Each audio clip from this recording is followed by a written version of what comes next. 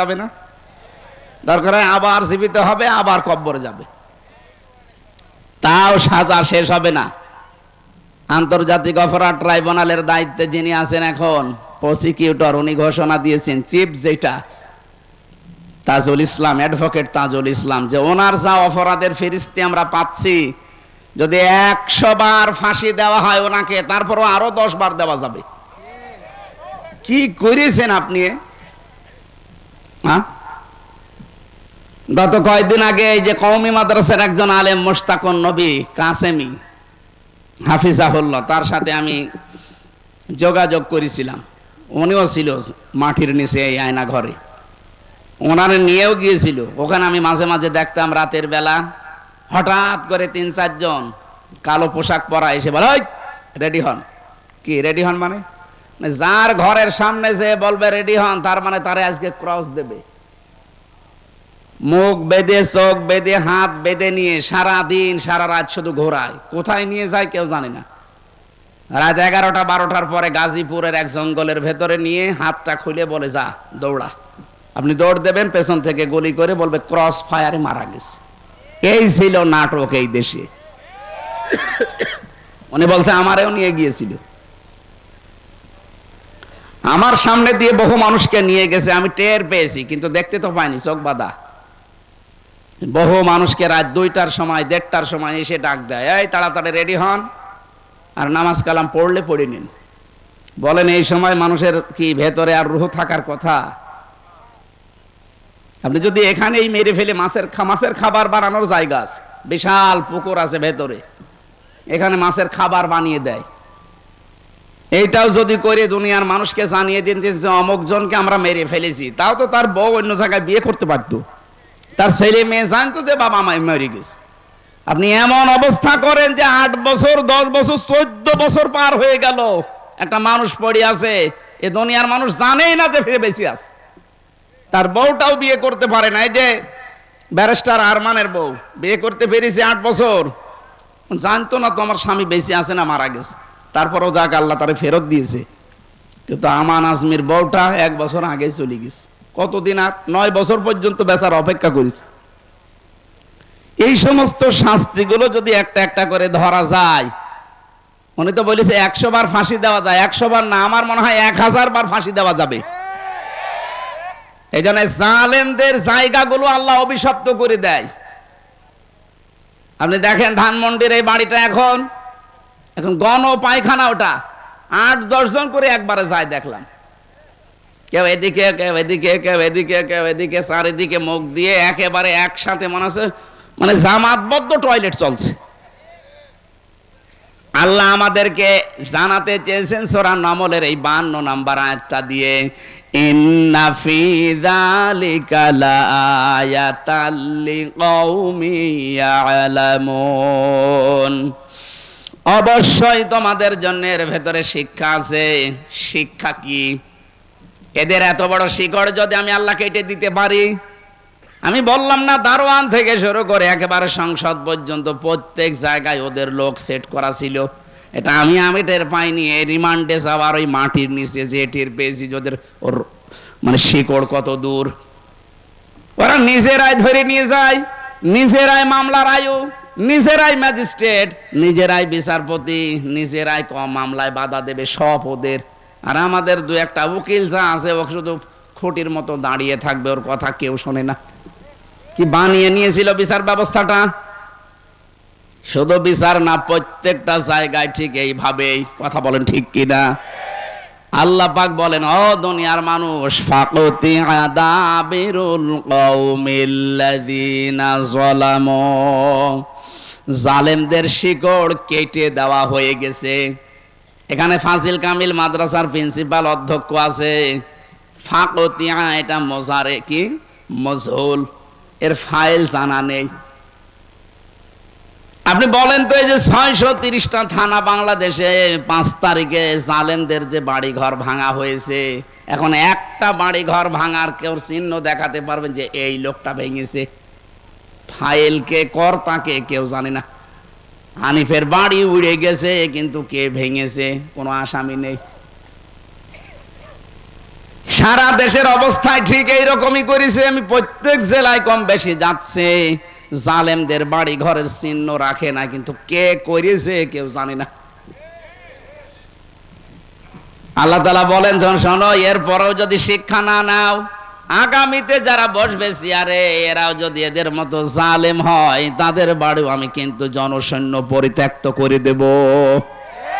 এই জন্য আমরা সাবধান। অনেকেই 5 তারিখের পরে চাঁদাবাজি আরম্ভ করেছেন, থামেন আপনি।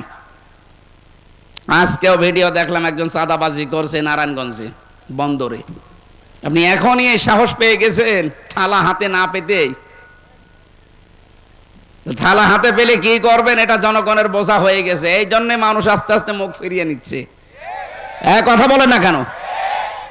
আগস্টের 5 তারিখের আগে মাত্র 100 জনের 15 জন মানুষ চাইতো এদেশে ইসলাম কায়েম হোক, কোরআনের শাসনে দেশে আসুক। এখন 100 জনের 58 জন মানুষ এই তালিকা হচ্ছে। জরিপ আসতেছে 100 জনের 58 জন মানুষ চাচ্ছে দেশে কোরআন কায়েম হোক। কারণ সবাই এখন বুঝে ফেলেছে যে ওরা থালা হাতে না পেয়ে চাঁদাবাজি করে, থালা হাতে পেলে কি করবেনি। এই জন্য যারা এর উপরে টিকে থাকতে পারছে, এই 3 মাস কয়েকদিন হয়ে গেল এখনো পর্যন্ত কাদা গায়ে লাগেনি। কি কথা বলেন না কেন? আমরা পারতাম না? এ মানুষগুলো পারতো না চাঁদাবাজি করতে? এদের শরীরে শক্তি কম ছিল, আপনার চাইতে নির্যাতিত কম হয়েছে এরা, কিন্তু করে নাই। কারণ আমাদের ধর্মে ওইটা নেই। কথা বলেন না কেন? আমাদের যে আদর্শ আমরা মেনে চলি, মুহাম্মদুর রাসূলুল্লাহর আদর্শে এটা নেই যে কারোকে জোর করে চাঁদাবাজি করা লাগবে। হ্যাঁ, জুলুম অত্যাচার নির্যাতনের শিকার হয়েছিলাম, আমরা মাফ করে দিয়েছি, কিন্তু মাফ পেতে হলে আপনার কিছু করা লাগবে। যার কাছে অপরাধ করেছিলেন 15.5 বছর আগে, তার কাছে যাবেন, যে বলবেন যে ভাই ভুল হয়ে গেছে, কি করা লাগবে বলেন, আপনার ক্ষতিপূরণ দিতে আমি রাজি আছি। কি ক্ষতিপূরণ না দিলে সে যদি বলে না আপনার মাপ নেই, আপনার আসলেও মাপ নেই। কত মানুষ দেখি কাবা শরীফ ধরে ধরে কাঁদে। ও জমি জায়গা আত্মসাৎ করে বাংলাদেশে, আর কাঁদে কোথায়? পাগল না একটা? আরে ভাই, আপনি জমি জায়গা আত্মসাৎ করেন, টাকা মেরে খান বাংলাদেশে, আর কাবা শরীফ সৌদি আরবে, ওখানে যে কাঁদছেন 650 কিলোমিটার দূরে, 6,500 কিলোমিটার দূর। এত দূরে যে কান্নাকাটি করে লাভ আছে? আগে কাঁদবেন বগুড়ার ওই লোকটার কাছে, যার কারণে আপনি ওই লোক ব্যবসা করতে পারেনি, আপনার কারণে চাকরি পায়নি।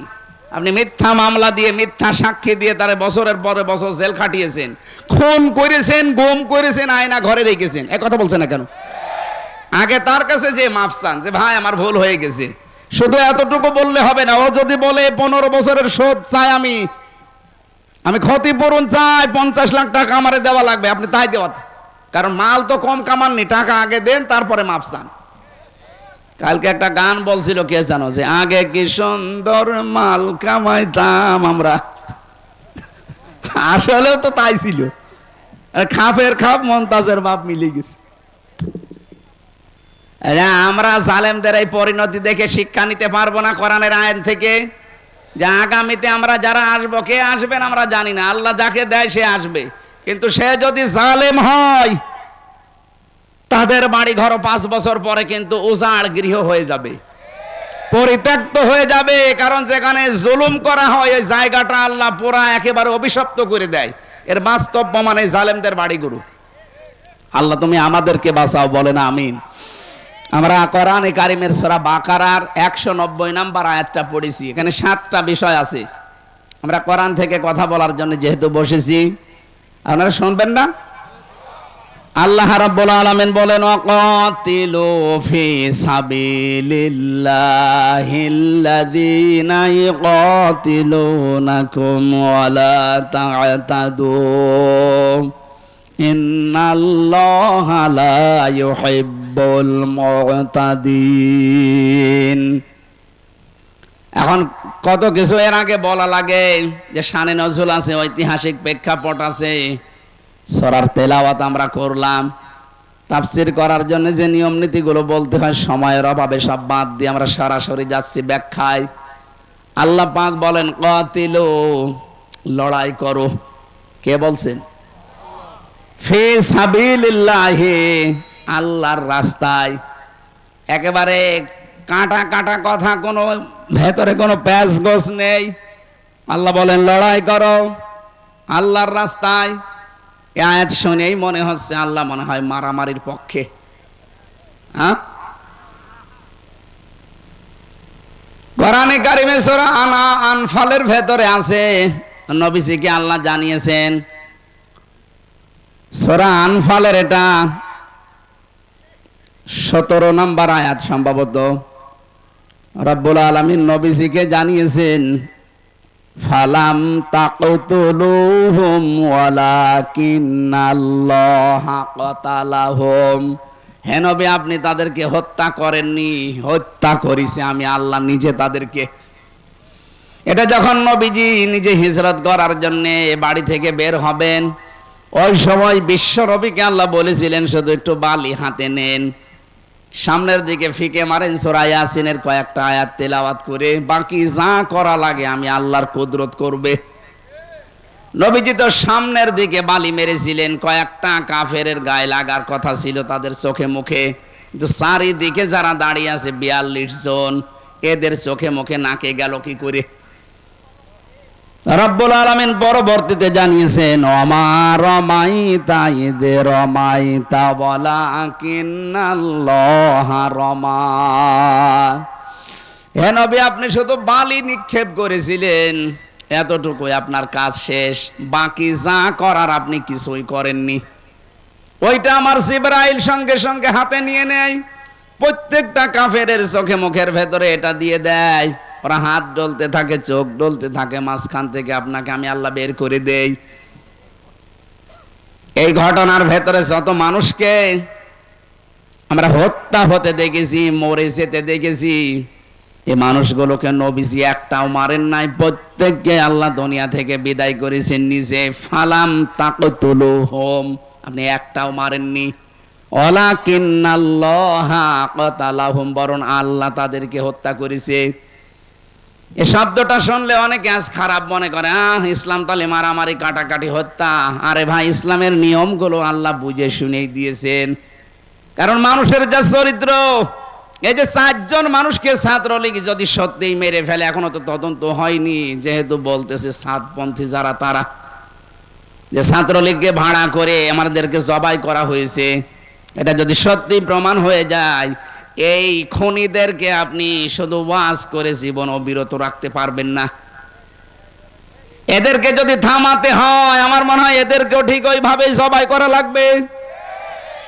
ওরা 4 জন মেরেছে, ওদের 8 জনকে জবাই করে দেন জনসম্মুখে, দেখবেন এমনি টাইট হয়ে যাবে। কারণ এমনিতে ওরা নিষিদ্ধ। এখন কথা বলছে না কেন? ওরা নিষিদ্ধ না, রাস্তাঘাটে ফেলে কিন্তু মানুষ পিটাবে। এখন চরমপন্থা বেছে নিয়েছে, করেন। বিশ্ব মিডিয়ায় কিন্তু এগুলো ফোকাস হচ্ছে। 4 জন মেরেছেন তো 40 জনের খেসারত দেওয়া লাগবে। এতদিন এই মিথ্যাটাই ইসলামপন্থীদের উপর দিয়ে চালাতেন, যে এরা জঙ্গিবাদ, এরা জঙ্গি। এই নাটকটা এখন আল্লাহ ঘুরিয়ে আপনাদের উপরে খাটাবে। বলেন, র্যাবের ডিসি এখন চিনি নতুন দায়িত্ব পেয়েছে, দায়িত্ব পেয়ে প্রথম দিন ঘোষণা দিয়েছে বাংলাদেশে জঙ্গি যা ছিল সবগুলো নাটক। আমি তো এই 3 বছর যতগুলো মানুষের সাথে মিশেছি জেলখানায়, জঙ্গিদের ভেতরে মাঝে মাঝে আমার নিয়ে যেত। কিসের জঙ্গি? ওরা ছাত্র শিবিরের সদস্য ধরে নিয়ে এসে বলছে যে জঙ্গি। এখন নেন ঠেলা, একটা নিরপরাধ মানুষের উপরে দোষ চাপিয়ে দিয়েছিলেন, ওমা ইয়াকসিব খতিয়াতান আও ইসমান সুম্মা ইয়ারমি বিহি বারিয়ান ফাকাদ ইহতামালা বুহতানা ওয়া ইসমাম মুবিনা। সূরা নিসার 113 নম্বর আয়াত। কোন মানুষ যদি নিজে অন্যায় করে আর অন্যায়টা নিরপরাধ একটা মানুষের উপরে চাপিয়ে তাকে কালার করে দেয়, বিপদে ফেলে দেয়, আল্লাহ পাক বলেন ও যেন প্রকাশ্য পাপের বোঝা বহন করে নিয়ে বেড়ায়। ওরা যে আজ প্রকাশ্য পাপের বোঝা, ওরা যে খুনি, ওরা যে গণহত্যাকারী, সারা দুনিয়া এখন জানতেছে। এই মিথ্যা তহমতটা আমাদের উপরে এতদিন দিয়ে চালিয়েছে। আমার নামেও জঙ্গি মামলা দিয়ে 3 বছর আটকিয়ে রাখলো। এখন নেন আপনার নামে, এখন আসলটা চলছে। কথা বলেন না কেন?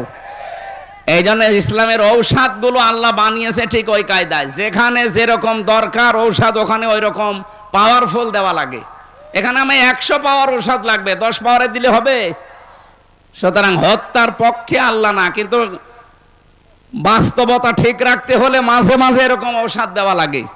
আমার মনে হয় বাংলাদেশ এখন শান্ত করার জন্য যারা এই 4 জন তাবলিগ জামাতের মানুষকে হত্যা করলো, এদের খুঁজে ওইভাবেই জবাই করা দরকার। কারণ আল্লাহ তো আর হত্যার বিপক্ষে না, আইন দিয়েছে এই সংশোধনের জন্য। আর আমরা চাচ্ছি এ দেশটা সংশোধন হোক নাকি? যে 9টা বিষয় ছিল বৈষম্য বিরোধী ছাত্র আন্দোলনে, তাদের এইটাও ছিল যে আমরা সংস্কার চাই, আমরা সংশোধন চাই। যে সংশোধনে তো করতে চাচ্ছি, আপনি যা করেছেন উল্টিয়ে ওইটা যদি আপনার পক্ষে বিপক্ষে কাজে লাগানো যায়, ঠিক আপনি টাইট হয়ে যাবেন।